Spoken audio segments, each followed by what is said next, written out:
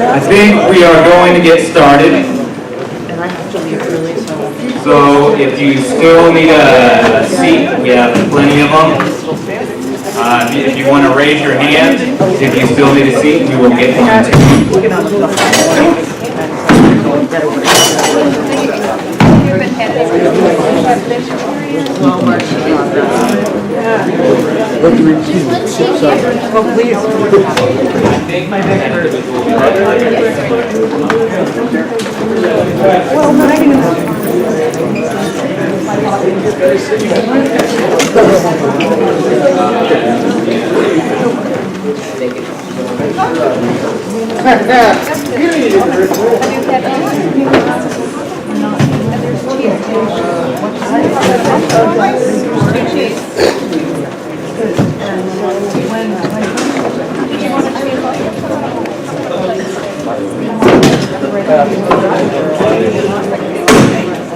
All right. You're the guy that filled Norm Stamper's thing. I want to thank My name is Joey Pronicini. Really great. Thank you so much. I sent that Really pleased to see all of you here today. And I was approached a while ago by some folks in Food Not Bombs and one of the public health nurses that works with me at HPHP. And there was discussion about some of the things that were going on downtown, City Hall. And basically evolving from that, it seemed like it would be a good idea to have a little bit of a discussion about our rights as citizens and knowing our rights, and specifically discussing some of the laws and ordinances that profoundly affect people that are living outside, the homeless population. So we've asked a few people to come here today, and I think as we proceed, we would like to have discussion towards the end. And I guess, at least for me personally, I think one of the goals is just to get the information out of there. And maybe that will spark some sort of further discussion, some sort of movement, where we can start talking about better asserting our rights, observing the police, and holding police accountable. As a community, we owe that to ourselves. And yeah. So I'm going to start by introducing Tristia Bauman. She's with the National Center on Homelessness and Poverty.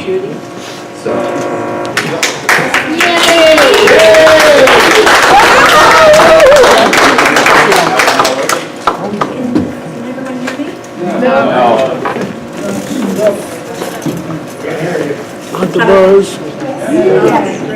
My name is Tristia Bauman. It's great to see everyone here. I'm a senior attorney at the National Law Center on Homelessness and Poverty.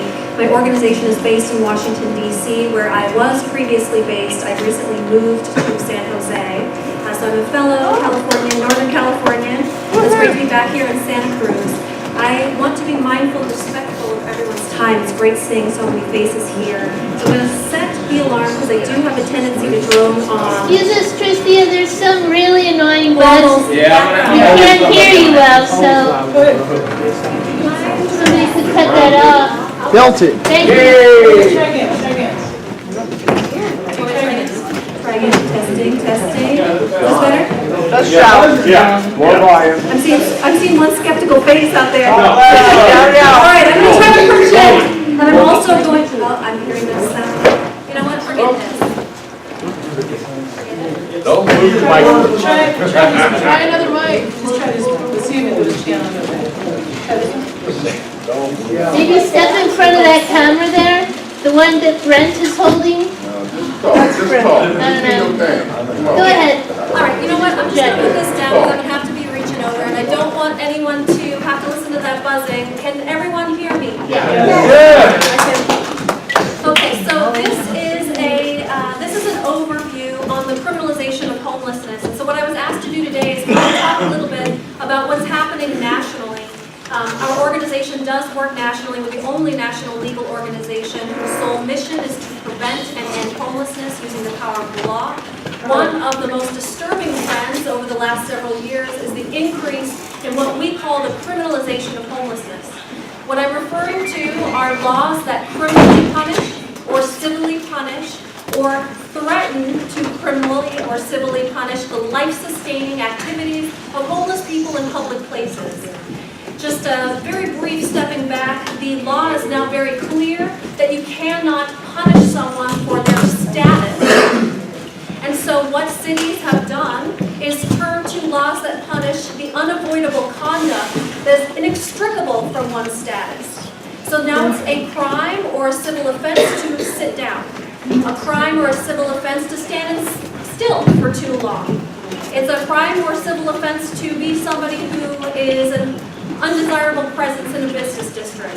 And they use laws that either explicitly target these activities, like anti-camping, sleeping, sitting bans, or laws that are facially, what we call facially neutral, but are disproportionately enforced against homeless people. I'm referring to loitering laws, trespassing laws, and the like.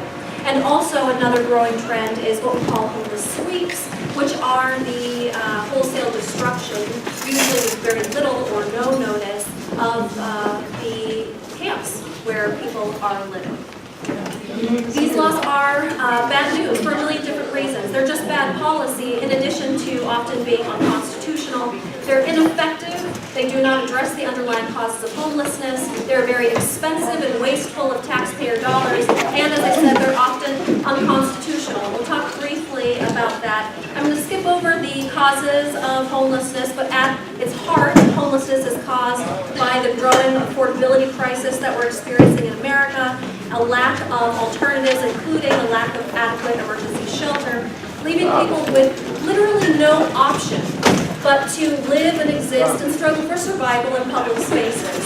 Yet those activities that are necessary for survival are punished by various levels of government, often via police, but sometimes through public works departments, through other bases of government. That was almost a disaster. So we have done considerable research and reporting on this issue. We recently released our 12th such report on the criminalization of homelessness, where we've been tracking a core set of 187 cities across the country, looking at trends. These are geographically diverse areas, and it really doesn't matter, unfortunately, if you're living in a very urban or rural community, if you're living in the north or the south or the Midwest. The trend of criminalization is growing, and is growing quickly. What we found is that laws prohibiting camping in public are highly prevalent. In fact, a third of the cities that we have studied have those types of laws on the books. That is a 69% increase over, at the time of the release of the report, the past 10 years. But since 2006, when we started tracking those 187 cities. Can anybody tell me why 2006 might be a significant period of time, and why that last 10-year period might have seen an increase in criminalization laws? Recession. Thank you. The Great Recession and the foreclosure crisis, which pushed a lot of people outside of their own homes into the rental market, where we're now seeing historically low vacancy rates and increased competition for fewer and fewer units, and quickly rising rent, as well as other barriers to access to rental housing that can be difficult for anyone to meet, especially someone who is low income. So, given the time, I won't go too much into detail for each of these categories, but I will say that camping laws are ones that are very broadly, that are written to be very broad. There's no question, ultimately, that camping is an act, and so there has been some difficulty in arguing that enforcing a camping ban is a violation of the 8th Amendment, which has been interpreted, at least by some courts, to prohibit criminalization of one's status. But when camping bans are written so broadly as to include merely sleeping outside, or preparing to sleep outside, or temporarily lodge outside, then one can argue, as a number of cases have, and have successfully, that punishing someone for camping outside is punishing the life-sustaining conduct of homeless people, unavoidable conduct performed by homeless people. I will say also, if you're interested in the report or any of these slides, they're all available on our website, so you can have access to all this information later if you would like it. And also, I am here in part to investigate a potential lawsuit on behalf of a class of homeless people here in Santa Cruz.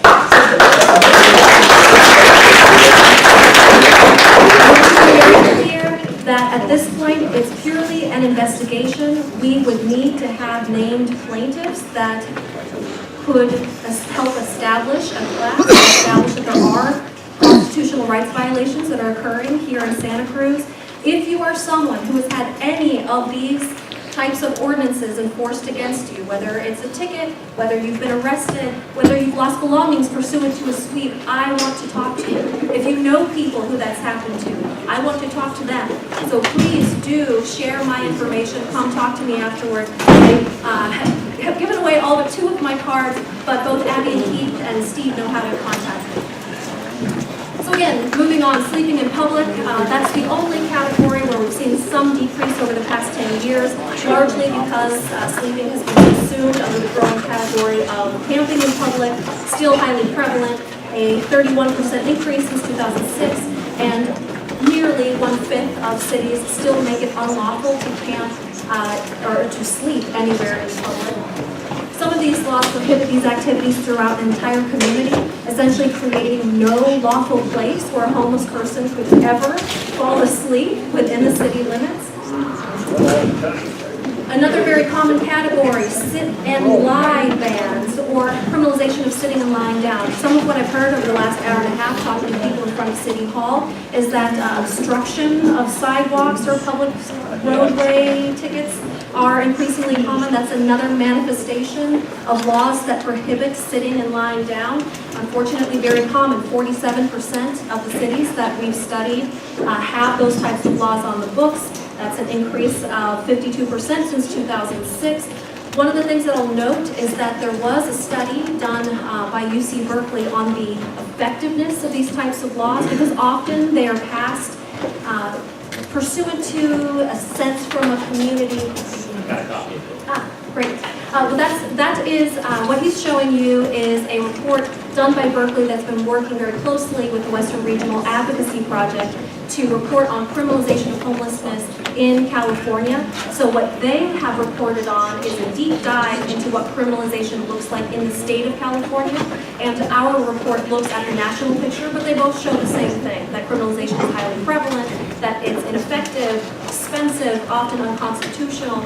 And one of the studies done by Public Policy Institute at Berkeley found that there was no economic impact flowing from enforcement of sit-lie bans, meaning that the downtown commercial district that wanted that law in place experienced no improved economic activity once that law was in place and enforced. What they did find, however, is that there was a price tag associated with implementing and enforcing that law. So as taxpayers, people paid, but that didn't translate into more shopping dollars. And that's important because that type of cost data should always be at the forefront of advocacy efforts when we're reminding local lawmakers that these laws do not work. We know they don't address the underlying causes of homelessness. They will not end homelessness. They also will not achieve the unstated goal for which those laws are passed, meaning it's not going to improve tourism, it's not going to improve economic activity, and in fact what it may do is just expose your city to potentially expensive and embarrassing litigation while we continue to waste money on a solution that will never produce fruit. Loitering, loafing, and vagrancy laws are another category. 32% of the cities that we've studied have those types of laws on the books. That's an 88% increase since 2006. These laws of all of the categories of laws that we've studied are the most broadly. For example, and I do like to give these examples. In Newport, Rhode Island, it's unlawful, and I'm quoting here from the statute, to be hanging around. That's a crime. Existing? Yes. You can't hang around.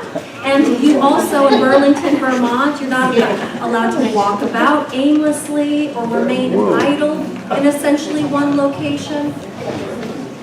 So what these laws do is give a really broad tool to law enforcement to remove whoever they want to remove from public space. And to discriminatorily apply this law to those people who are most vulnerable. One of the things that we know about criminalization law enforcement is that it's very much complaint driven. Oftentimes police may not even want to enforce these laws, but a homeowner or a business owner or somebody else in the community will turn to police and complain about the presence of a visibly homeless person. Police will be deployed and they will use the tools at their disposal to remove the person from public space with the goal of eliminating the complaint.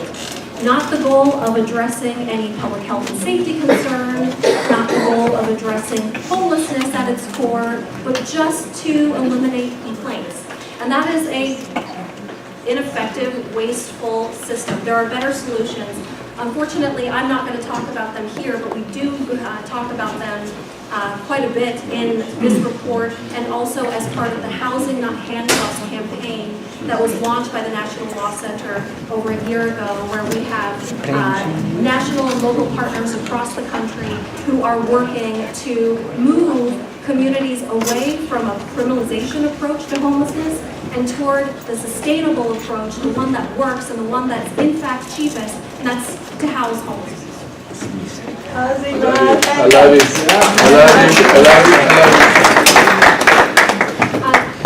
With my last couple of minutes, I will touch on two other categories. One is panhandling. So I know that restrictions on panhandling, street performing, and other types of similar activities is a big issue. It has historically been a pretty big issue here in Santa Cruz.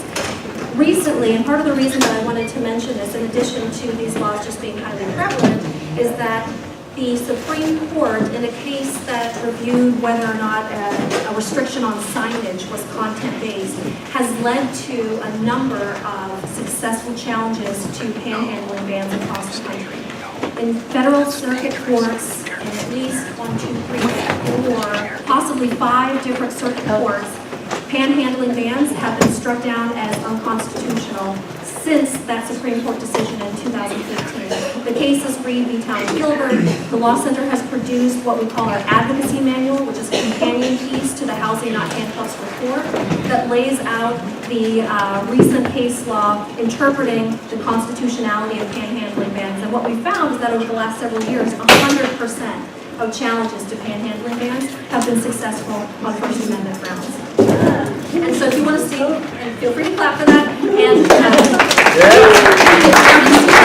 if you want to look at the precedent, you're going to see not only a description of the current state of the law, but also the appendix has case summaries of challenges to these types of laws going back to the 80s.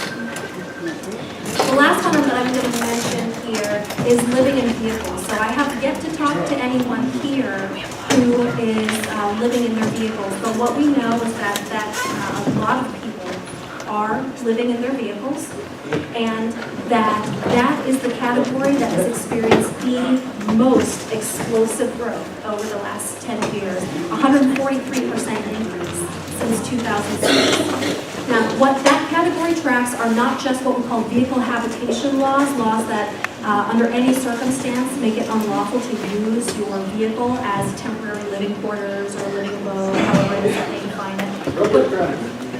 I'm sorry?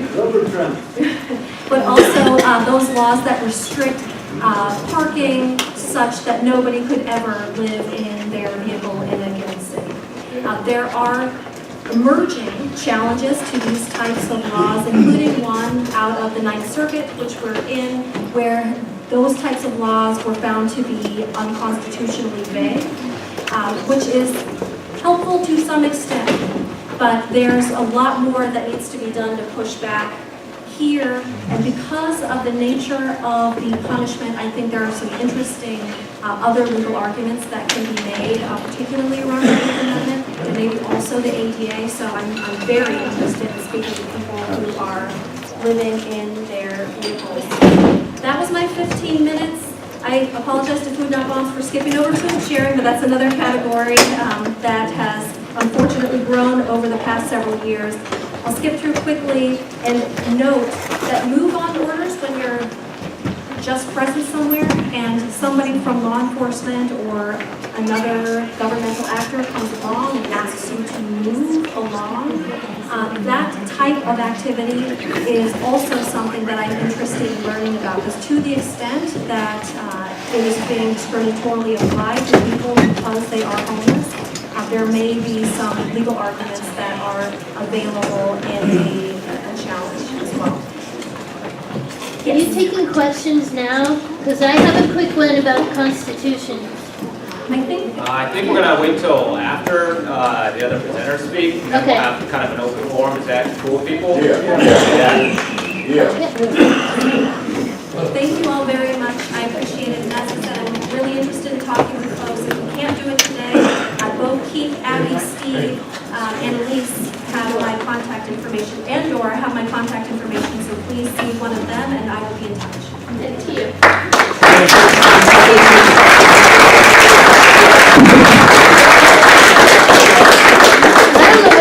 I don't know where her card is. Yes, the website is www.nlchp.org for National Law Center on Homelessness and Poverty, NLCHP. And is your contact information on that website, Tristia? Yeah, if you go to, I think there's a drop-down menu, and I think it says Our Staff, and then you can scroll down, Tristia Bauman. It should have my email address. If not, it's just tbauman@nlchp.org. Okay, thanks. All right, folks, let's give another round of applause.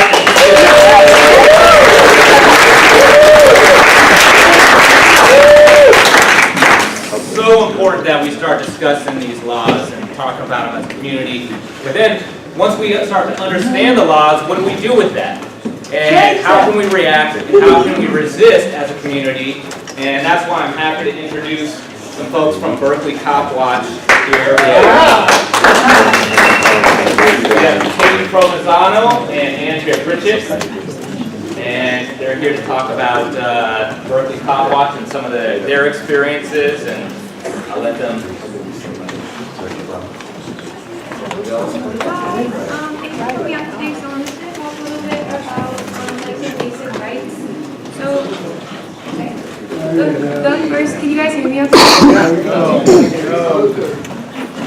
really. For the first, There you go. Yes. A lot better. the First Amendment, so you have the right to assemble, that's also the right to gather evidence and the right to petition for redress of grievances. So that's actually the basis of cop watching.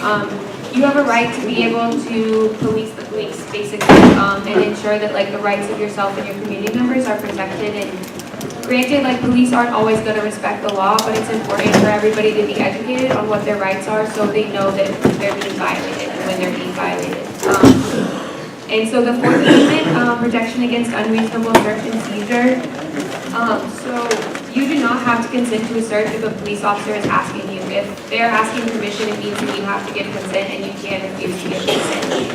So if a police officer searches your bag anyways, the best thing to do, especially if somebody's videotaping, is continue to calmly say, I did not give consent to search this, like I did not give you consent to search this bag. And repeating that out loud is definitely a good thing to do in that kind of situation. Hopefully bystanders there will be able to be witnesses for you. And so the Fifth Amendment, protection against self-incrimination. So you don't have to testify against yourself in court, but what this also means is that you don't have to talk to the cops. So if police officers are coming up to you just for having a friendly conversation, you don't have to talk to them, you don't have to engage, and you can ask, am I free to go? So that's a really important thing to know as well. The Sixth Amendment, you have the right to a speedy and public trial, you have the right to an attorney. You also have the right to know why you're being arrested. So if you're being detained, it's different than being arrested. If you're being detained, the officers actually don't have to give you information about why you're being detained because that could supposedly give away details of a pending investigation. And so it's different if you're being arrested, which is probable cause. They have a reason to arrest you and they need to be transparent and tell you that reason why you're being arrested. And then Eighth Amendment is protection from excessive bail and cruel and unusual punishment. And that one is pretty self-explanatory. I will say, public police relationship has never been better though. What? Go ahead and do your So presentation. there's also 3 types of stops. There's consensual stops, detention, and an arrest. So a consensual stop is when a police officer approaches people to just engage in conversation, and you can ask, am I free to go, in that type of situation. And then a detention is based on reasonable suspicion. So in that situation, a police officer will ask for your identification. If you have your ID on you, it's a good idea to give it to them, because if you don't provide your name and your address, they actually have a reason to take you down to the station and book you and find out what your identity is. So it's easier to just kind of, give them that basic information rather than have to go through that process. And if you are being detained, cops can pat search you, but they legally are not supposed to go inside of your pockets or inside of your bag without your consent. A pat search is just to make sure that you don't have any weapons on you that could be used to potentially hurt the officer. And then the search clause is important. If you're a parolee, you can be searched at any time without a warrant, and that applies to your person, your car, your bag, and your house. And then the third type of stop is an arrest. So an arrest is based on probable cause, and it can be in the form of a citation, like a book and release often happens at protests, like failure to disperse or something like that. You'd be booked and released. And then, so citation or custody would involve you going down to the station, but you do have a right to know why you're being arrested, and you have the right to appear before a judge, and you should be read your Miranda rights. And then there's 3 types of violations. So an infraction, a misdemeanor, and a felony. An infraction is a fine only. So I know you have a right to a judge, but you don't have a right to a jury.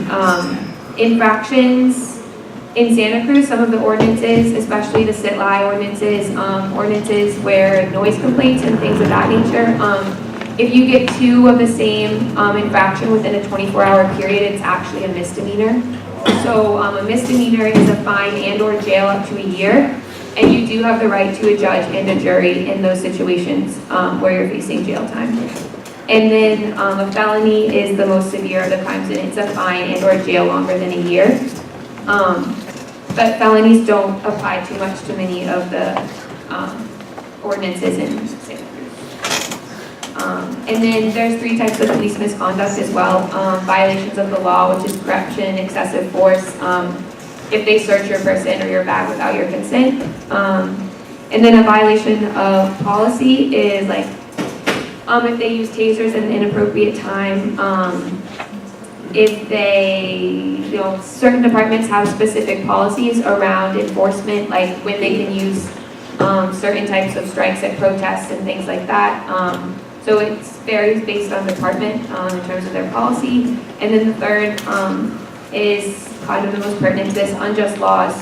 So what we're facing now is that like discriminatory laws are unfairly targeting unhoused people. And it's just the nature of our system right now, which is unfortunate. And then I have a few examples of actual Santa Cruz ordinances. So quiet hours are from 8 to 10. So yeah. So yeah, it's 8 p.m. Oh, 10 p.m. to 8 a.m. yeah, 10 p.m. to 8 a.m. So the first offense would be an infraction, and then you have to be warned or notified of the first offense, and it can be a verbal or a written citation. And then the second offense within 48 hours is a misdemeanor. And the use of speakers. So actually one thing I noticed about the use of speakers was that it excludes radios, record players, TVs, tape players, wherever used when the volume does not exceed the volume of normal conversational speech. So it's okay to use those things in public space, and you should be able to assert that right and say like, well, it's not violent in conversational speech, so if you keep it a reasonable volume, you shouldn't be harassed. But the first offense, again, is an infraction, and the second, within 48 hours, is a misdemeanor. There was a case this week, well, last week, a guy sued Santa Cruz for citing him for a microphone. and he won a temporary injunction, and he's still waiting to go to trial. So he's out there using his speaker. This last Saturday, he was out using his speaker, and the police let him alone. He's got a temporary injunction. Oh, okay, that's awesome. That's great to be able to like have that be successful. Could you too. repeat that?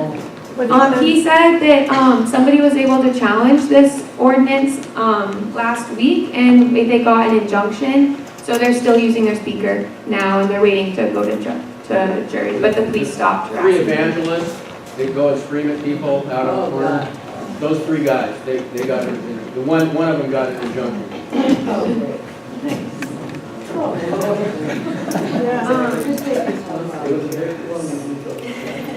Right, so I think you touched on this a little bit, but again, like what constitutes public property is like really extensive, and it basically leaves nowhere open to sitting and lying. So you can see here like CCCN, these are the codes that you'll see on the next map, Central Business District. This is actually Santa Cruz. If anybody wants me to send them this PowerPoint too, I'm more than happy to, just find me after. What's the website? Website, berkeleycopwatch.org. This PowerPoint isn't, so I can give you my email after. But yeah, so then again, we have selective enforcement. So based on Santa Cruz ordinances, there's obvious discrimination against unhoused people, and like some of the ordinances are just ridiculous. Like no sitting at a bus stop. Who doesn't sit down at a bus stop? Like no sitting within 14 feet of a sculpture, artwork displayed on public property. No sitting within 14 feet of a public bench. Like some of them are just like really silly. We have those. They're just for homeless. Yeah, right? Like, I don't know. Used to be hippies and black people moved here, now it's anyone home. So there was a provision in like this specific thing that I was reading that said like it doesn't apply to people who are sitting in a wheelchair, which I mean, it's crazy to think that.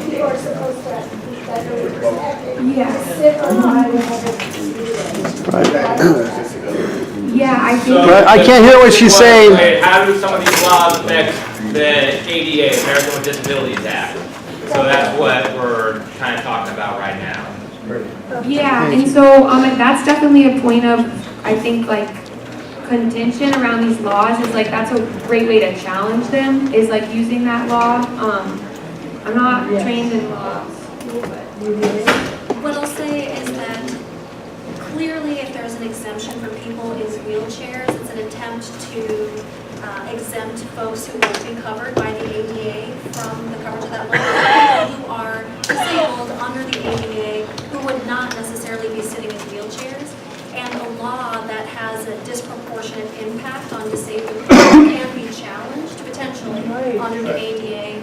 Also, cities, when they know that there are people who need accommodations, if they fail to reasonably accommodate them, that also could be the basis for a lawsuit under the ADA. So there is some additional protection from enforcement for people with qualifying disabilities. And this city is massively criminally negligent or worse to people who they perceive as homeless in this town. The whole city, not just downtown.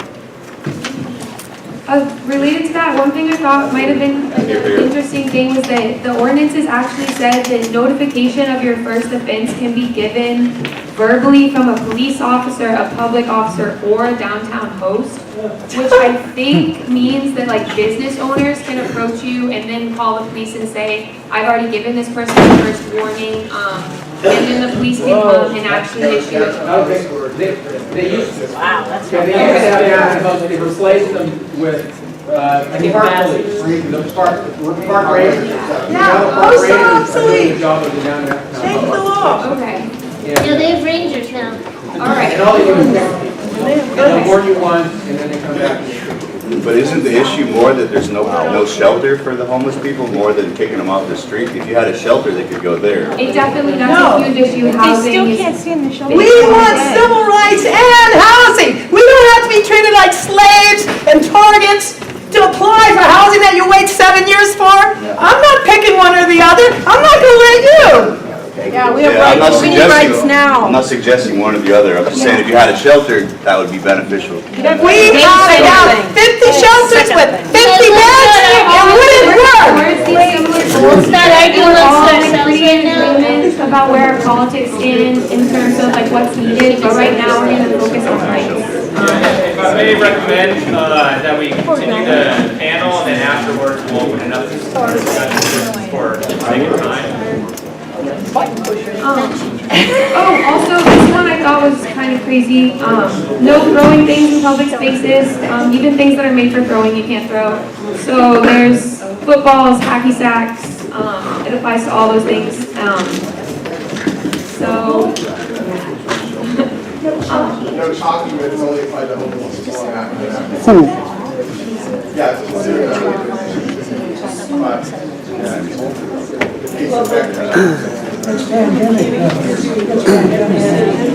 As far as I understand, the panel has the floor. So I guess one thing that we could do maybe that y'all could like try to do in like your daily lives to make this better, there was in a clause in this that said like a notification may be given orally or in the form of a written notice posted in any conspicuous place that basically allows people to lie in prohibited, that would be considered prohibited areas. If you know business owners who are like receptive to these causes and these laws, like they could potentially post a sign that says like people are allowed to stay here. And you know, if they did that, then that would be like a point of reference for people who are staying there. So I just thought maybe if you know business owners who are down to help out. Rights only. That's really what it is. And it's not directed towards anybody else except for the homeless people. I watched it for 3 weeks now. Every day, all day, every day. It's directed specifically towards the homeless people. So this is beyond just simply writing about schools. Those codes that they have, because they've taken it to the next level. And that's what it's probably about. I definitely agree, and I'm like really, I wish that there was something more we could do about the discrimination that people are facing around these issues. No, John, okay, hold it. Everybody has to hold their questions till the panels are finished. The other thing I just want to say.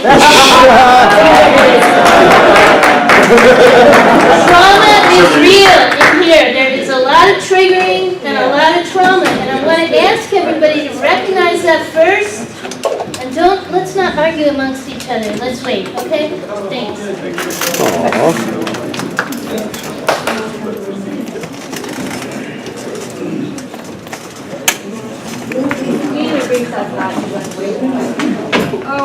Okay, so trespassing violations, what we were just discussing, so that the first offense is an infraction with a minimum $50 fine. And the second offense within 48 hours is a misdemeanor. So we kind of talked about these. Parking meters, you're not allowed to attach pets, bikes, or anything to a parking meter, and it's an infraction. So that's punishable by a fine, but not jail time. And then all bikes must be licensed.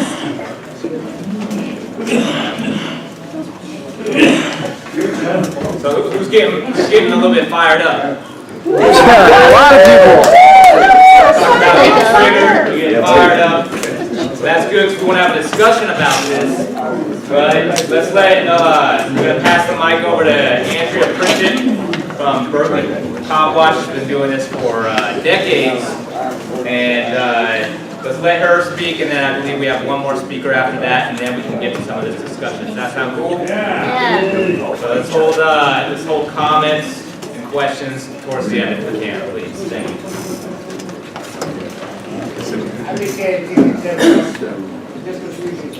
So, good evening, and thank you for inviting us to come here tonight. My name is Andrea, and I'm with Berkeley Copwatch. Hi. And you know, we were driving down here, and I realized that I should have brought Mike Zins or some of the other folks, some of the homeless folks who've been waging a struggle in Berkeley. I think that's probably, so my apologies that I didn't have that foresight. So I guess what I want to talk about is how to resist. Yeah. And I think it's really important that we understand what time in history we're in. I mean, I reflect on, excuse me, you know, some years ago, over at Lake Merritt in Oakland, when the city council passed an ordinance against repetitive driving. Anyone folks to drive repetitively around the lake. Because they were trying to keep African American youth from hanging out. And so that's how they targeted that population. And in Berkeley, we have ordinances against 3 dogs. Wherever 3 or more are gathered, everyone can get a citation. But only in certain parts of the city. So we know that all of this is economically driven, politically driven, et cetera, et cetera. So it's important to understand that this kind of Jim Crow, this economic segregation, what it is designed to do. And so when you feel lonely and persecuted and attacked, understand it's because you are a soldier in a struggle for equality that goes back for many generations. So just stay strong. Stay strong in the rain. Stay strong when it comes. Because you're a righteous soldier. All right? And what we've got to do is take all the sacrifice and all the suffering that everybody is going through, and we've got to organize it. And that every time they strike at you, that it comes right back at them. That's art for organizing. And I want to tell you that there's a group in Berkeley called First They Came for the Homeless. Have you heard of them? Yeah. Yes. All right. So First They Came for the Homeless. Now what they did is they banded together. And we know that the city leaders, that the one thing they do not want to have happen is for y'all to be together. They can scatter you. You were under this little shelf. You under that bridge. You over here. Then they got us. Then they got control. Well, when First They Came for the Homeless did is they organized themselves. They said we're hanging on to each other, and they would find the median strip, Shattuck Avenue, downtown Berkeley. They would camp out right there. And what the hell's going on there? How dare they? And so the police would come. And they, it'd be 4 o'clock in the morning, 5 o'clock in the morning, wake up, get up, and they would move folks. And so sometimes they would confiscate, but what they started to get themselves organized. So when they see a race coming, all right, bring the trucks, bring the truck over here so we can throw our stuff in the back of the truck and save what we can. The police are going to confiscate something. They're on their 17th campsite now.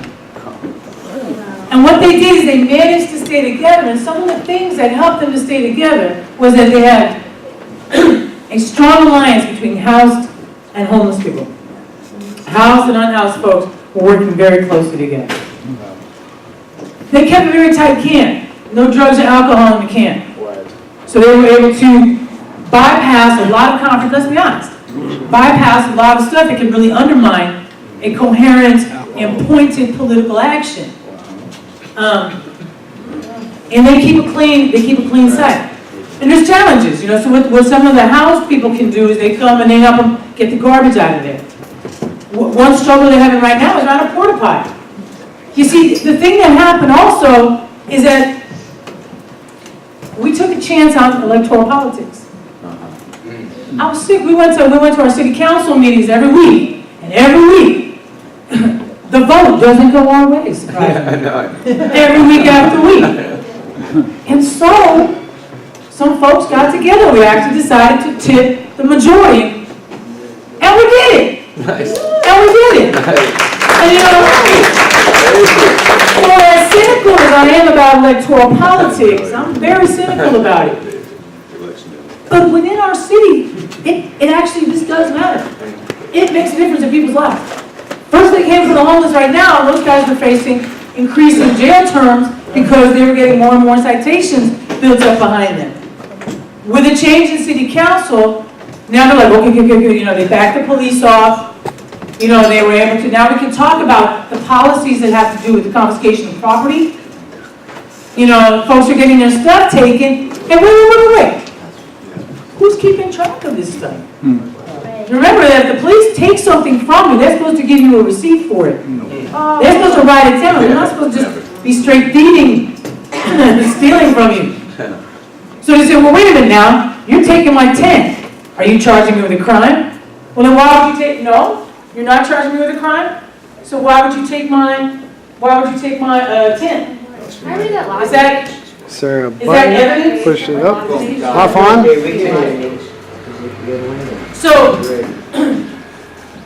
So when somebody takes your 10, you have to ask, is that evidence of a crime? Is this supposedly abandoned property? Well, here I am. So it's not abandoned. Right. So what they've done in Berkeley is they create this thing, well, the police didn't take your property. We were just there when Public Works took your property. Okay, Public Works, where's our stuff? Well, it was abandoned stuff, so we, tens of thousands of dollars of heaters, tents, sleeping bag, all kinds of gear was taken. And I'm saying it's like a 20, 30 person encampment with lots of donations coming and so forth. But what they're doing right now is they're struggling because we got a new city council. There's more money for homeless services. They're talking about housing. They're talking about tiny homes. They're talking about legal campgrounds. They're trying to figure out, there's been an experiment up in Oakland around legal, kind of protected encampments where the city actually, instead of criminalizing it, they actually supply a dumpster and they supply a porta potty. Right? And poor us, because we've been so beat down, we think, God, a porta potty is like the lap of luxury. And that's because we got to raise our sights.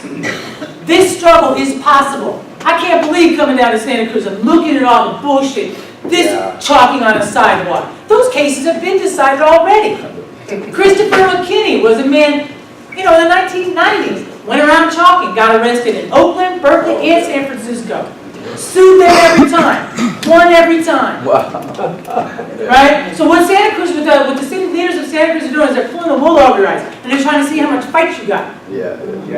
Because they're doing stuff at Panhandling. That's already been decided. That's free speech. Move on. But Santa Cruz is blatantly violating your constitutional rights because they can. That's right. Yeah, that's right. So I'm suggesting that there are ways to organize, there are ways to try to get together. But I'm saying don't discount the electoral process. If folks really organize and really were willing to participate in that, really willing to extend some shoe leather, going door to door and talking to people, and think about tipping that council. I feel a little bit foolish saying that, but I'm also like, I'm a believer now because it did make some difference. Yeah. I also want to say that, fighting for shelters, lawsuits, yes. I want to add to what Peyton is saying. Because another one of the strategies is lawsuit. And then that does get the retention. And so what if we thought we were soldiers in a righteous struggle, then the discipline, when the police come, when they speak to you, we've got to videotape that. We've got to document it. And we can't just do stuff like, there's Copwatchers I love, and they look at Copwatch and they go, fucking pig! Fucking pig! Oh, I hate you, motherfuckers! That kind of evidence doesn't work in court. And I really want to encourage you. You know what I'm talking about? Yeah, people are still right. You got it.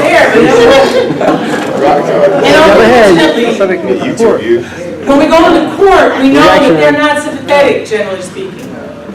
There's some, that tends to be white people with time on their hands and very little experience with what it's really like to try to live on the street.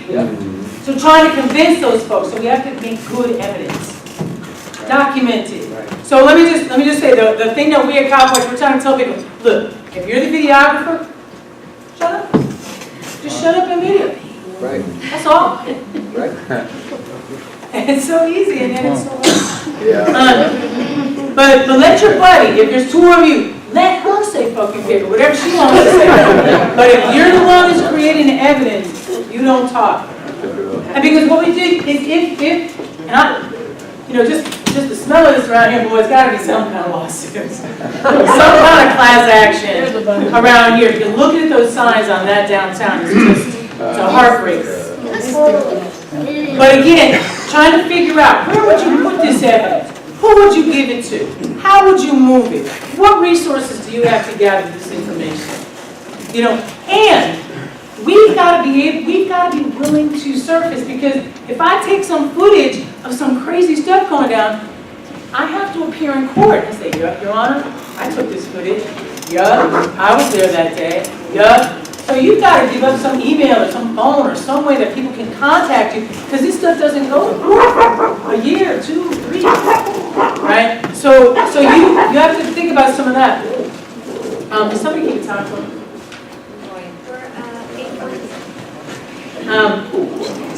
So yeah. So I also want to encourage you to do this. Well, force them to be. Let me just make this one last point around Public Records Act requests. Those can be oddly, strangely helpful, even still. And all it takes is an email address. All you have to do is just email them at this point. Ask for the documents. Ask for the police report. Ask for information about how many citations were given for any number of these. You know, dig into your city. Force them to prove it, because you'd be amazed that kind of evidence, you know, also can corroborate what you're experiencing on the street. And it's as simple as an email. Pursuant to the California Public Records Act, I would like blank. And if you go to the website, the First Amendment Project.org, you know, they'll give you some pointers about how to write a Public Records Act request. But that's really helpful. All right. Do you want us to do a little bit of studies? Let's do it. All right. Well, if there's time, maybe we can do some of that later. All right. Thank you very much. Thank you.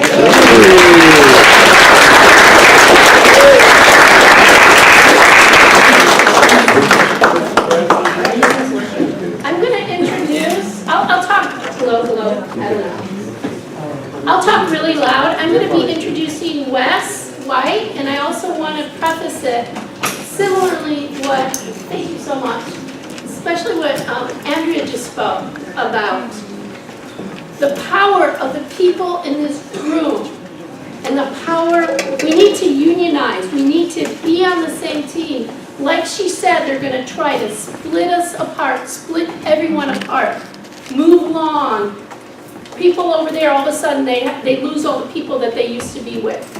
And I think it's really important. I know there's a lot of judgment with, oh, well, this person has too many belongings. And, you know, I even hear the rangers saying, this person litters. This is a problem. So now everyone, they're trying to turn everyone against each other. This person drinks too much. This person does too many drugs. This person, you know, has mental problems.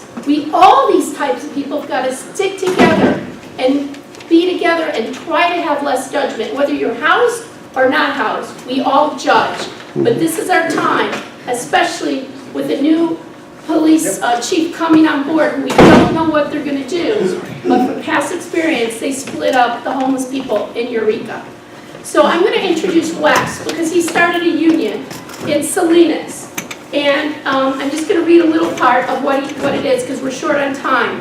He's the president and founder of the Monterey County Salinas Union of the Homeless. And if you've seen him around here in Santa Cruz and in Salinas, you can see him using his camera as he is right now in the back of the room. He is, last year, Wes made California history by being the first homeless person to ever run for elected office. Wow.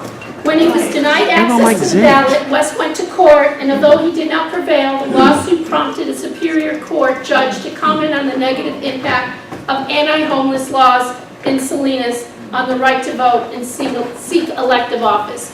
I have a lot more to say about Wes, but I don't want to take any more time. I'd love to have Wes come up and speak.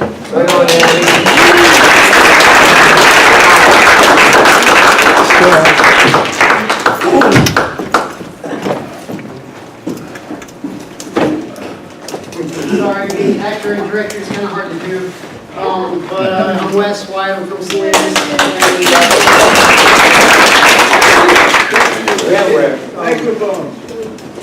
Let's find out if I can do that.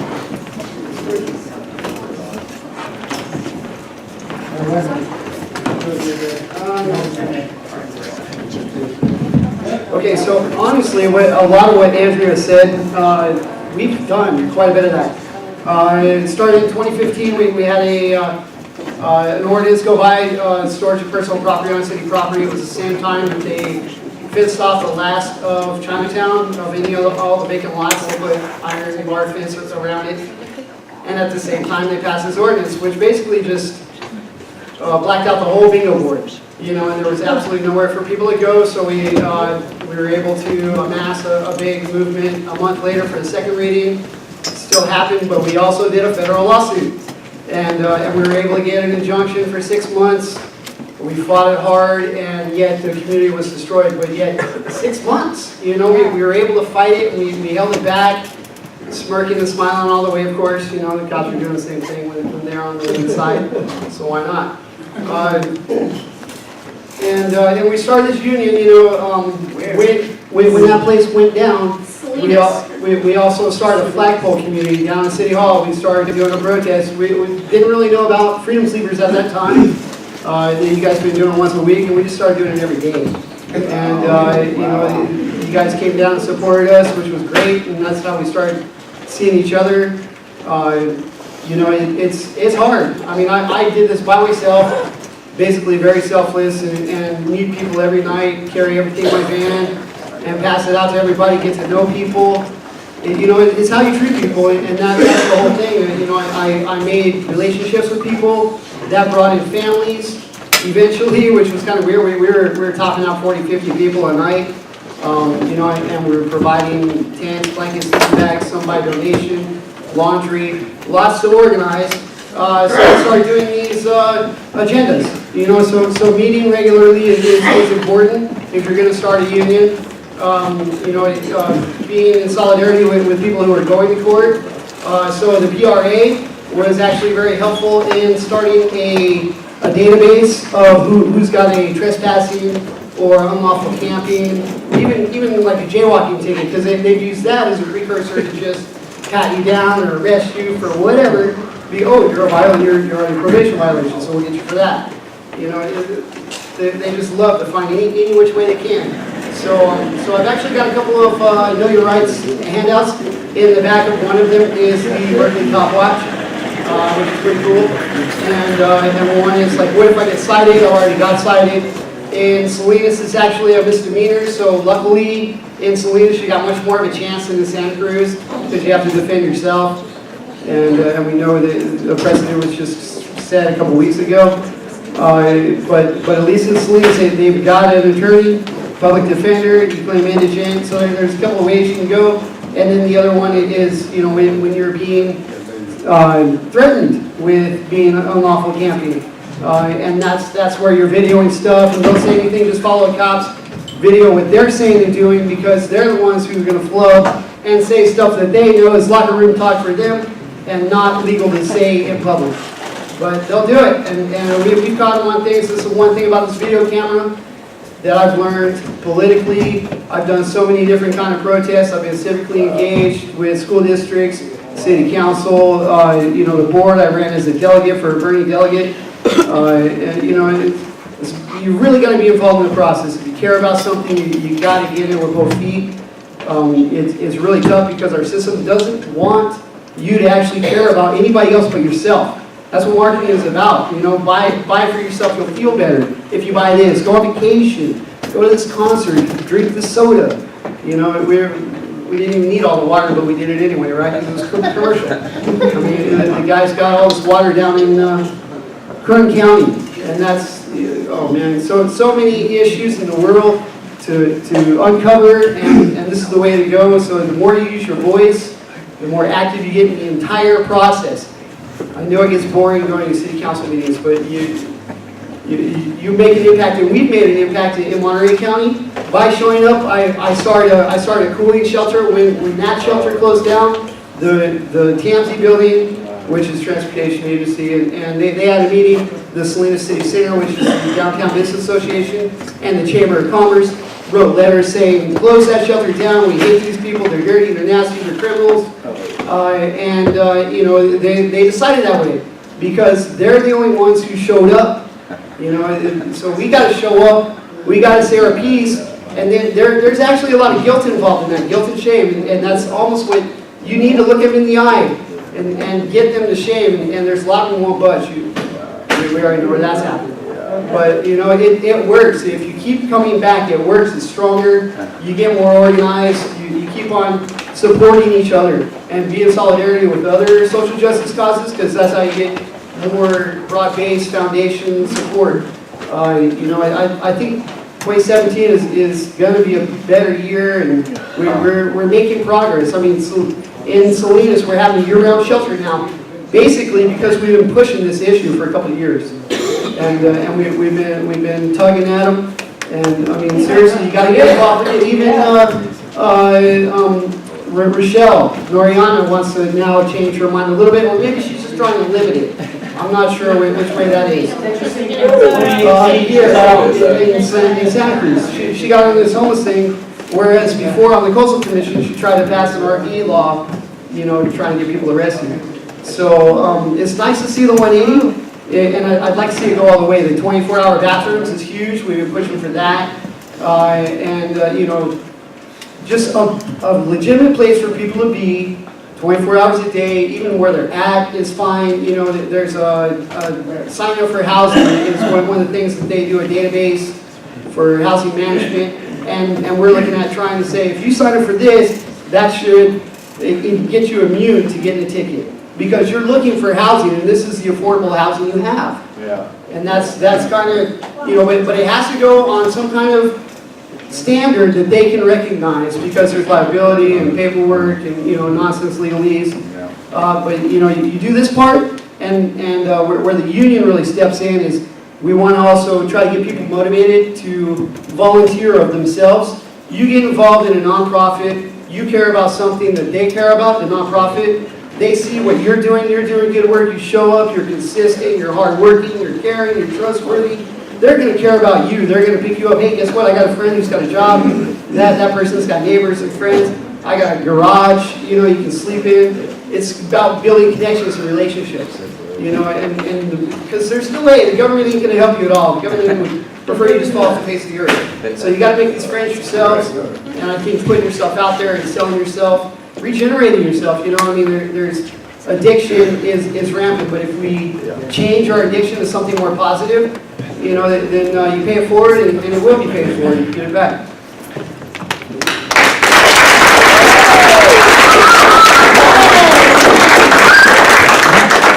Let's give another round of applause for our speakers.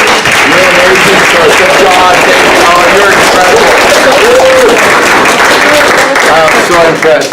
So I think at this time we'll open it up to questions. You can ask a question to the whole panel or to any of these fine individuals. Can you turn the lights back on, maybe? Actually spoke, and can we try to keep your questions coming? I got it. Speak louder, please. Your voice up. Fine, but I won't be arrested before they put handcuffs on me, put me in jail. If I caught fines for sleeping at night, is it just a fine now, or is it now moved on to putting in jail? So if you're caught sleeping, is it just a fine, or are you going to jail? Yeah, in Santa Cruz, my experience, and please correct me if I'm wrong, but there are people here in this room that have, and I'm not suggesting this, who have 30 pages of tickets with each page about 5 of them. And so they have, you know, hundreds and hundreds of tickets, mainly for sleeping, in park after hours, these type of tickets.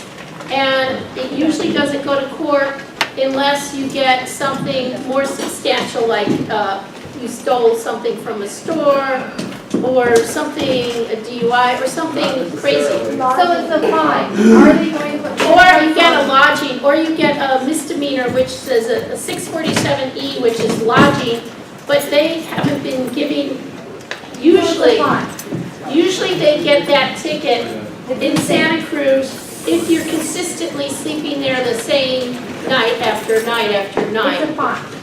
And there's a fine, but they don't come after you. Could I ask a question about the probation? I think Peyton Can you answer my question? They don't take They're your not away allowed to cuffs. put handcuffs on me. They're not allowed to put me in jail.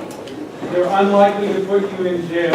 In our experience, we've not heard of anybody being just arrested and handcuffed for violating the sleeping law or infraction in our law. So they give me a piece of paper, I sign it, and I go on my way, and I have to pay an outstanding amount of money, but I will be put in jail. These are human beings arresting you. They can't guarantee that. With the ordinances that I went over on the computer, so that's basically like the ordinances as they are in the book of ordinances, but it doesn't mean that's the way that they're always going to be enforced. So usually, like, there's a lot of leeway before, like, they go to the extent of making arrests, like she was saying, you know, they put people that have like pages of these offenses. But I thought that it might be helpful to know, like, what's on the books, just to, like, be educated about what the. So she's correct, there will be a fine, no handcuffs, no arrests. Correct. What I would respond with is that nobody can really I'm sorry, I can't hear it, folks. Why don't you answer that question? Because there's no way to answer that question without knowing what the facts are, because unfortunately the police have some different statutes that they can choose from. There's a local ordinance that sounds like it's an infraction, and it sounds like that's the one that's most commonly enforced here. And so people's experience, I think, would be the likeliest predictor of what you might encounter, which is... So far, there's only citations, there is not arrests. You're saying it For could the go most either part, way. there's also a Depends on the state situation. statute, the 647E lodging, that is a misdemeanor that could potentially carry the risk of arrest or What is the definition of lodging? So that's something that has been debated in the courts, and that's something that may be defined in the statute. It sounds like the way that the police are enforcing it here is if you have set up something more than just a place to sleep in one instance, but if it's a place that you intend to return to, like a home or a residence, they may enforce the anti-lodging statute against you. I haven't seen any of the enforcement data. You mean on someone's property? Or on public property. No, on public.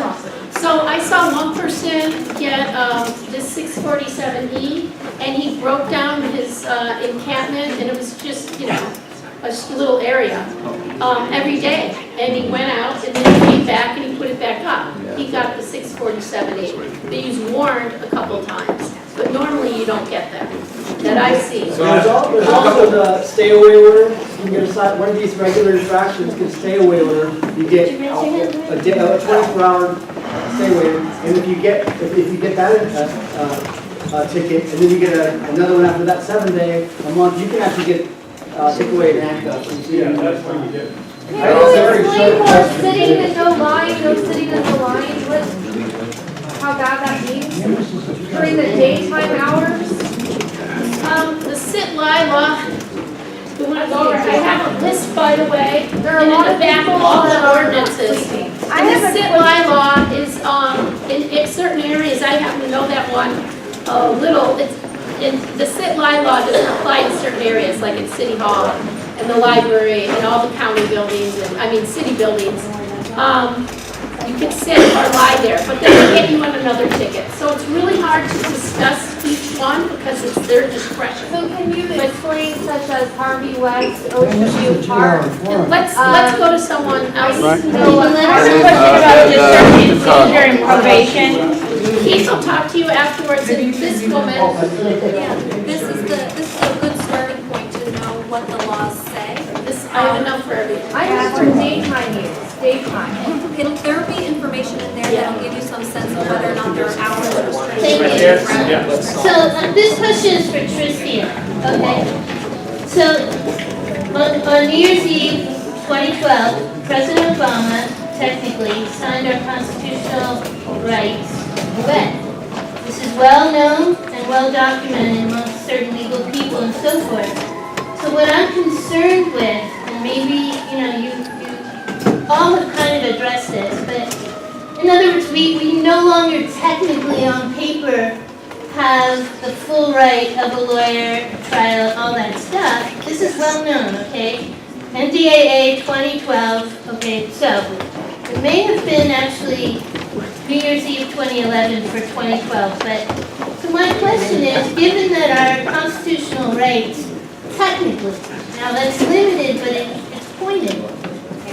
The Is that something that you're aware of, and is there a discussion going on? Because, in my opinion, what Andrea was referring to was the utter and complete failure of capitalism to provide anything like our living needs, housing, jobs that pay the rent, et cetera, is failing so, capitalism's failing so badly that they're having to go to these really draconian measures. And I just want to be reassured that in practice, we still have these constitutional rights.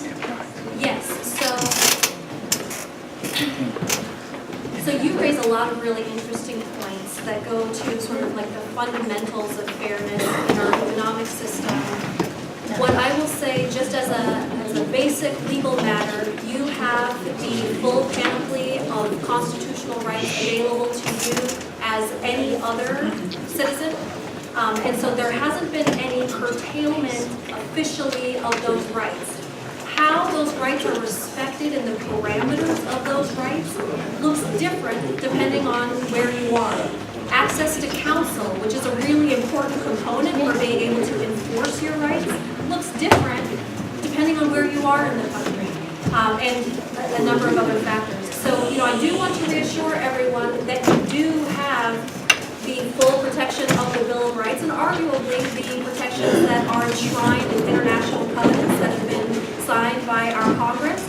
But there are still a lot of issues that can block somebody from being able to adequately enforce their rights, which is part of the reason why organizing and joint efforts to engage in policy advocacy, which I think has been done very well in Salinas, and couple that with legal strategies that can be useful for, at minimum, bringing people to the table who may not be willing to otherwise listen, are really important.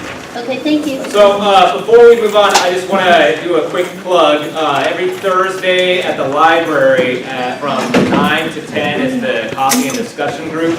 But then from 10 to 11, I think it's Dora and some other folks are going to be, Serge, you're going to be doing this? Serge, can you introduce yourself really quick? My name's Serge. I do outreach from the library. Hi, Serge. So, Show us your face! What time, Serge? What time on Thursday? 9 a.m. on Thursdays. We get coffee from the downtown library. So I've seen a lot of you guys there. And then Nine's pretty late, huh? try to connect you guys with services when we can. So from 10 to 11, this would be a good time to start looking up some of these ordinances and having more discussion about how can we organize and get better clarification on them. And I think Dora and you worked on kind of summarizing some of these ordinances, and they're available. I don't know if they're on the back table, but we have copies available. What's that? We're passing them out. Thank you. And also at the library, we can help you if you want to write the public record letters that the Berkeley Copwatch people were talking about. We can help you do that too. Because to be quite frank, we probably won't have all the answers to your questions related to these local ordinances. I know I personally don't know it. Andrea and Peyton are from Berkeley, so they might not know that. And while we do have a lawyer here, it is Out of state. it gets a little bit fuzzy. Park system. I just came here from Sonora, I've lived in Santa Cruz since I was 21. I came home to be homeless basically because there's literally nothing in Sonora whatsoever. I was literally verbally battered by federal park officers at Nimoli's lake up there because I was broke down on day 12 of the 14-day maximum time that I could stay, even though I was paying for my time out there because my husband had died.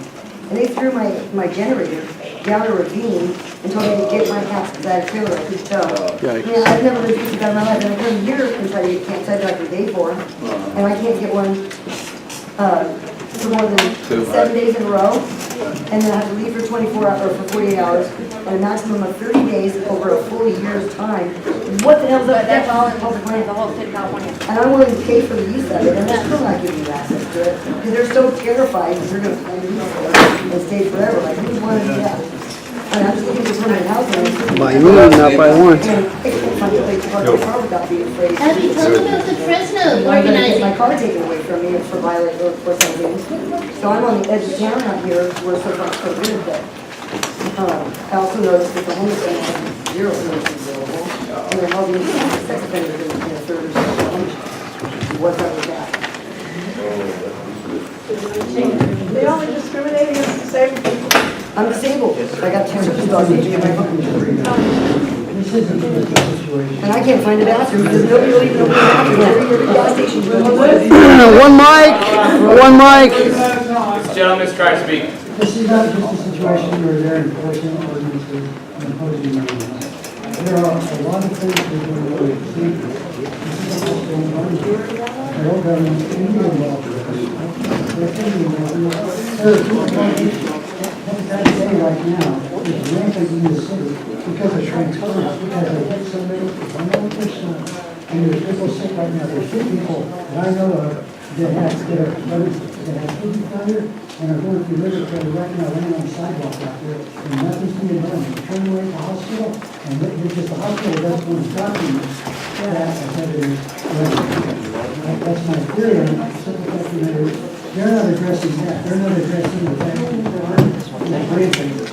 going to homeless, being homeless people. They're not representing the community. I'm also learning that the people established easily suggest that people need an injunction on that. Because the issue is in the way.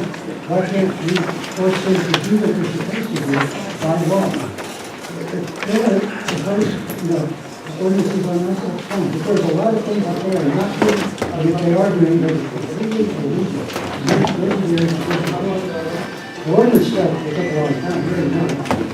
The short time that I've been here, I've watched them go on the trains themselves, and they go down the railroad tracks, and they push out, and they raise all of the evidence there. Every 3 months.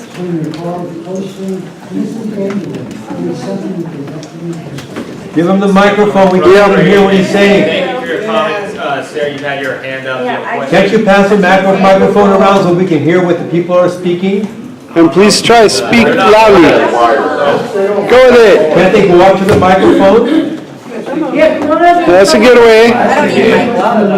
All I have to say is, All right, here we go. Go ahead, sister. if you get a ticket for any type of homeless thing, go to your court dates. Yes.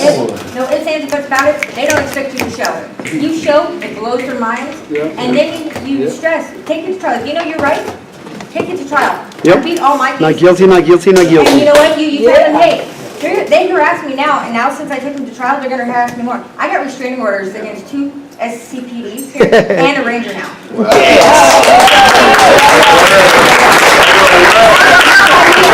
My lawyer, that's why the judge doing it. So, I mean, there's people that's willing to work if we're willing to work with them. Sweet. And that's all I have to say is stick up for yourself and know your rights. There you go. I want to second what you're saying.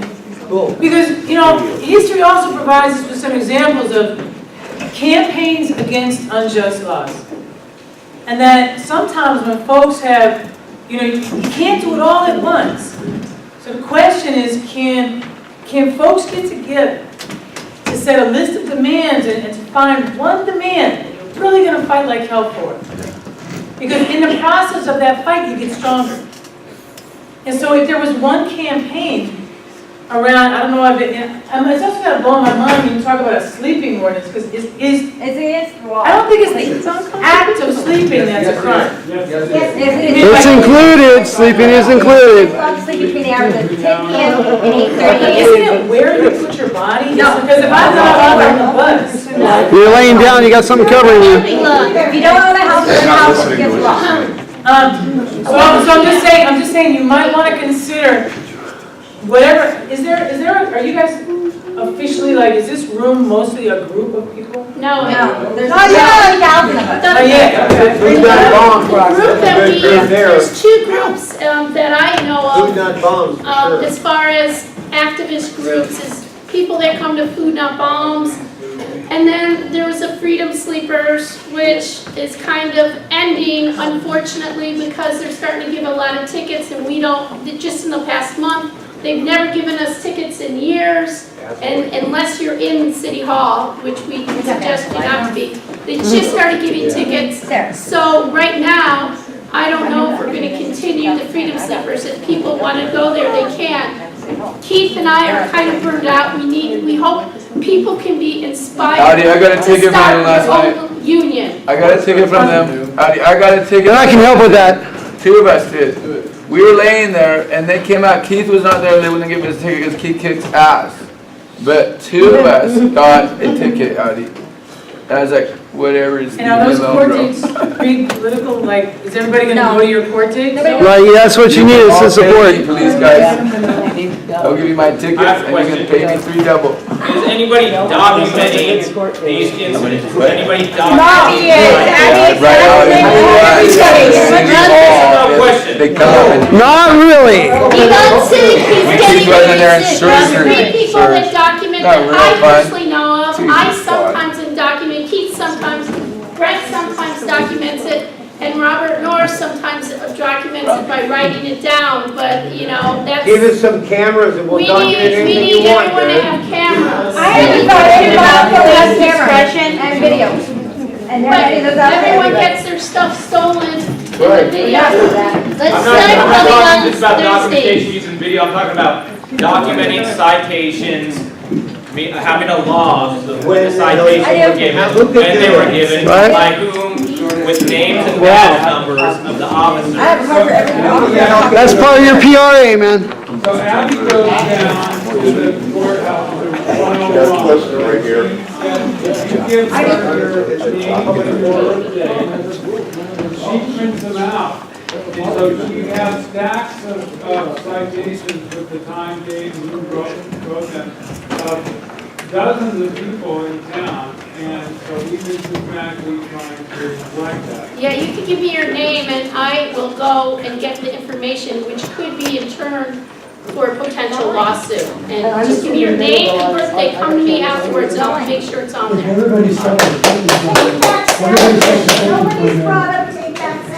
Can I ask an important question about officer discretion? Got a question right here. A lot of the homeless and non-homeless who protest with the homeless experience an issue with officer discretion. And if you don't abide by the lawful order, you can be arrested for that. You can also protest. So I'm asking, what do we do in that? And Abby has documented hours of video, she has hours of video of this, where police officers say, well, the ticket's discretionary. And they decide sometimes to hand them out if they're mad at the person or not. And then if you don't abide by their lawful order, what they say from a cop who is in a lawful order, then you can get a ticket for not obeying the lawful order instead of any of the other ordinances. And that's when you go to court and fight it. I mean, of course, is that their way of scapegoating the ordinances and all the laws by saying it's officer discretion and abiding the officer's order is an issue? So I think as people tell sort of individual stories of experiences or give kind of a general fact pattern, the answer from a legal perspective is going to be consistently, it depends. So in, just a fact of life with respect to law enforcement is that officers are granted discretion and they are able to use their discretion. If they exercise their discretion in a way that violates other laws, then that is challengeable. If they are exercising their discretion in a way that they're permitted to, like deciding whether or not to issue a ticket and having someone's attitude tip the balance one way or the other, they may be authorized to do that under the law. And it is true that obstruction of a lawful order is something that forms a separate basis for criminal liability. So, I think there is some usefulness in thinking through what the parameters of officer discretion is, because certainly officers do not have unbridled discretion, and they cannot use their discretion to discriminate for the purpose of undermining your rights. Part of the reason why documentation is so important is to try to establish what they call patterns and practices and policies that can show that officer discretion is being used in a way to discriminate against people of certain subclasses who may have protections of the Civil Rights Act, or discriminate against people for purposes of undermining their protected rights. So when we talk about documentation, that can include things like videotape. That can include things like keeping a copy of whatever the notice is, we're gonna come in and sweep your encampment. It can include things like keeping a copy of the citation. It includes keeping copies of whatever paperwork the court gives to you, if and when you appear in court for a violation of whatever local ordinance it is that's related. I have one more question off the Well, bat. I just want to interject really quickly. We only have about 10 more minutes. There's a lot of people receiving illegible citations. That they cannot read them. And what is your take on illegible citations? You get it, the cop walks away, here you go. You don't even know who signed it. And they won't rewrite it. I've witnessed it, Abby's got it on video, I've got somebody's ticket that is completely illegible, doesn't even have Does it have the address on it? Or does it say? Because these are all organizing problems. Doesn't say We have anything. 10 minutes, 10 a.m. on Thursday, that's 2 days. We're all showing up, housed, unhoused, at the library for coffee. We're gonna come together because we need to come together. We need to come together like Andrea's talking about. Abby and Keith are getting burnt out, but we're gonna follow up. Maybe we'll come up with a strategy what to do for the freedom sleepers, but we need to come together. Next meeting is when? 10 o'clock at the library. This gentleman's had his hand up for a long time. Yes, sir. I just want to go quickly about the illegible citations. If that is a common problem, that could potentially be a due process issue, so that is something that I would want to know. So I got arrested for trespassing. I went to court. The judge was mad because a lot of people didn't show up, and he said he had taken 7 pills before. He brought my charges, gave me 2 years of probation. I got all these citations. Now they're infractions, so they all go to collection. Now I owe $10,000. I take my driver's license away, which I got none of. And I think that is wrong. Can you be there on Thursday at 10 a.m.? All this time for something. As long as you got a crowd. And the charges were dropped. Wow. That is a fact. And it's a terrible injustice. Yes, I know. It's the So type what do I do about it now? So there are, I wouldn't be able to give you any legal advice about what you can do right now, but I will just say that your story highlights something that I think is really important for us to consider. One is the story that you can tell in the context of a litigation to establish that someone's constitutional or other rights were violated to secure some sort of court-ordered remedy. Then there's also the story you can tell about how and why the policies and the enforcement of those policies is contributing to a worsening problem. Because now you have bad credit, which is going to affect your ability to ever gain housing.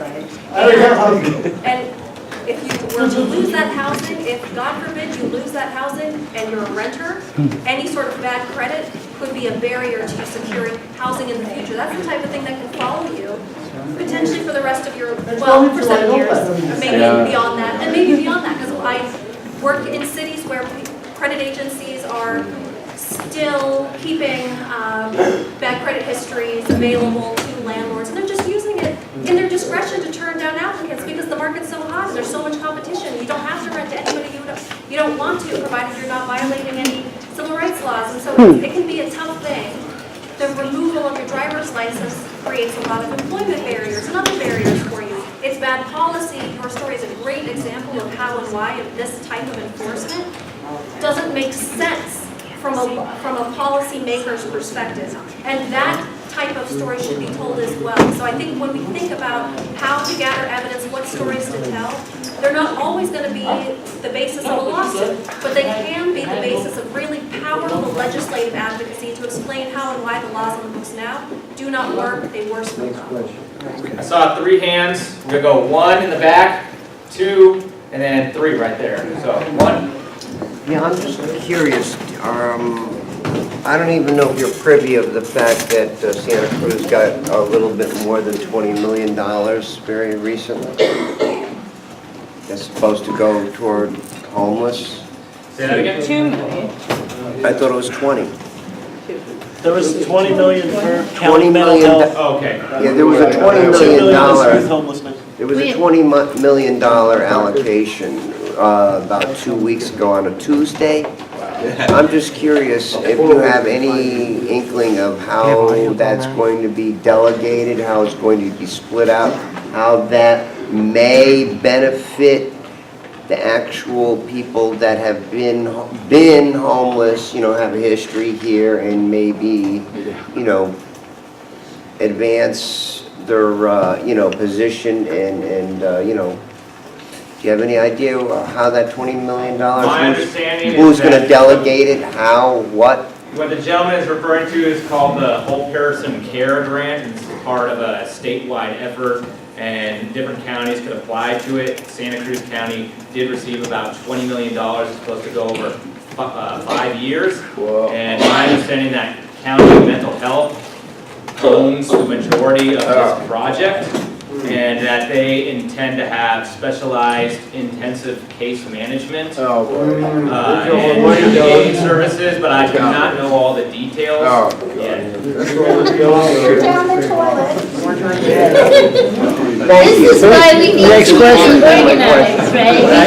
And I don't have all the details. We're paying them more, what they did to us. Yes, sir, you had a question? I'm just saying, I don't know if y'all heard the lady over there, she said you get a ticket, go to court. Remember that. You over there, you're real inspirational. You're inspiring. Thanks for the information.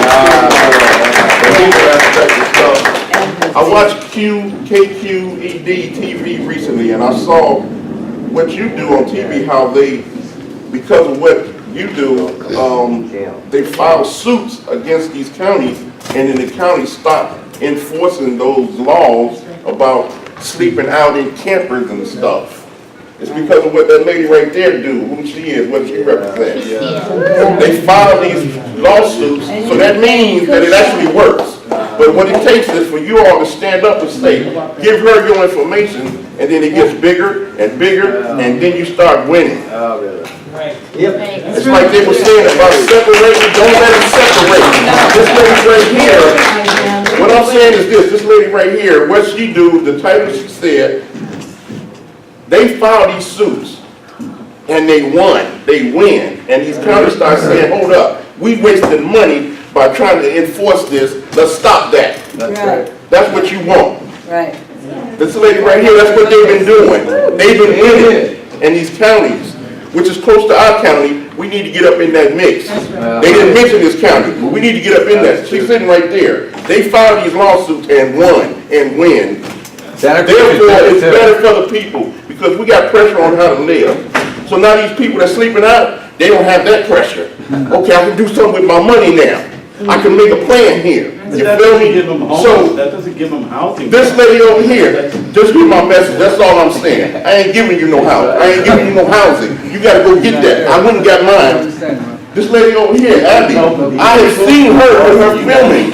She was filming. I mean, all up in the cop's face. And we trying to talk to her. She said, I ain't talking to you. Keep talking. So what I was thinking was, about me hearing stuff up in here right now is this. When I was listening, I'm thinking, if I approach you and I give you a ticket, just write it down, man. Okay, what's your name, officer? Let them know. What's your name, officer? I bet they start backing up a little. You feel me? They give you a ticket. I'm one individual. I'm here by my, what's your name, officer? I want this info. My info, yeah. You got it. Question about something. That's what I'm trying to say. I don't know what I'm trying to say. That's what I'm trying to say. Got her hand up, got her hand up. She's already talked. Tristia. I grew up here in Santa Cruz and mistreated by the cops. I'm mistreated by these laws. I came here, I found out some new things, and it's disgusting. It's very mean people. A lot of people are religious. They're drug-free on the streets. They're dealing with sleep deprivation. There's no sitting, no lying down. Even at the beach, it said at the beach. Whatever. It says something about that at the beach. Okay, the crime is growing. There's been women raped. There's been stabbings. There's been a lot of evil things since the 90s. I talk to a lot of homeless people. They are very nice people. They're very intelligent. They're not on drugs. They go to church every Sunday. Even if they didn't go to church, they are good people. I'm a good person. When I found out about these new law changes, I feel like I'm going to have a seizure right now and be taken to the hospital. I am outraged. I believe that there are a lot of mistakes here with these laws. There are a lot of good people that don't need to live in fear. or be driven out of their hometown. I went to grade school Yeah, here, yeah, I've right. lived here for over 35 years. Okay, just because I don't have an income, I humbly apologize to the county for myself not having an income and not having a job. But I grew up here, and real estate tripled, and a lot of people here are trannies, and they treat me like crap. Okay, Yeah, I hear and not it. only I do hear I it. not deserve their mistreatment from the county, I don't deserve the treatment from the Republicans or the other people thinking that I'm a worthless sack of whatever, No. because I don't have any money to spend in the mall. Oh, boy. Just because I can't spend $50 a day in the mall does not mean I'm worthless. And that gives them no right to treat me that way. I am not going to be driven out of my hometown. I grew up here, I went to Brio, Yeah. I got good grades in school. I'm a good individual. Yes, yes. And it makes me cry several times a week. If these things don't get changed, there's going to be a riot, okay? A lot of people here grew up here. They're good people. That's right. And it's not fair. It's quite disgusting, and I don't want to riot here, and I don't want to be subjected to this. I'm a nice one. So are we gonna organize? When's our next meeting? Yeah. There are rapes, okay? There are problems, and if people want to rest on the bench till sunrise, that should be allowed. There are situations on the levee going on. There are situations where people are inferior over by the railroad tracks going over to Dave's Market. People need safety zones, okay? If they need to rest on a bench till sunrise, they should be allowed to do so. Okay, it is not fair. There really are Clean up after themselves and don't use their They're single.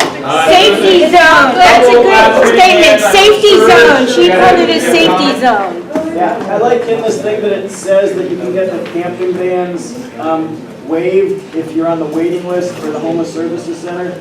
You just gotta ask the Homeless Services Center, the program manager of the loft can let the city know that you're on the waiting list to just get camping tickets waived. So you get your camping tickets waived if you're on the list for the loft. Or if they say you're on the list. And you run around and line this up after you get the ticket the next day, like they haven't already ruined your night's sleep. I've just been informed that we're not allowed to organize in the way that we're talking about at the library at 10. Now look, we have a lot of people here tonight, and if we're going to maximize our energy, we need to come up with a time to meet. Are we going to meet at the Freedom Sleepers on next Tuesday night? How about that? What about tonight? I didn't know. Before we leave here, we need to decide when we're going to come together next. How about Saturday food not bombs? At what time? 4 o'clock, Saturday in front of the post office. House the Condon House, please come. Please 9 come. o'clock, we're going to be wrapping up, but I'm sure the We're human might stay a beings. little bit longer. I'm also going to get the information, so we'll be able to share these presentations with everybody. I know there's a lot of questions, it's raising a lot of discussion. Let's keep the momentum going. It's time to start organizing.